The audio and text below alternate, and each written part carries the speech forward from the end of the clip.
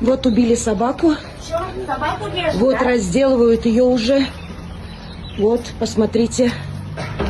Angrenda ko'plab itlarni so'yib, ularning go'shtini sotadigan qassoblar aniqlandi. Angren Hayot zoo volontyorlari bugun 27-fevral kuni tongda aynan shu qassoblarni ushlagan va ma'lumotlarga ko'ra bu qassoblar ko'cha hayvonlarini tutish bilan shug'ullanadigan tashkilotlarning xodimlari ekan. Bizga kelib tushgan ma'lumotlarga ko'ra bu qassoblar tutilgan itlarni so'yib, ularning go'shtini turli restoran va kafelarga sotish bilan shug'ullanar ekan. Aynan qaysi kafelar va ularning nomi ma'lum emas.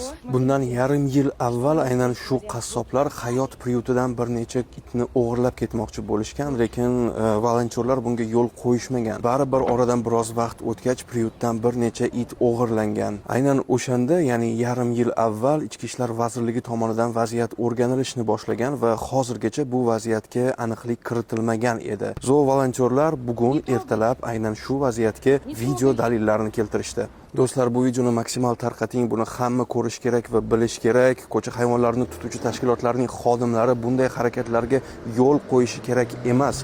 Bu qonunga zid ravishda amalga oshirilgan harakatlar. Shunga bu videoni maksimal ravishda tarqating va fikrlaringizni izohlarda yozib qoldiring.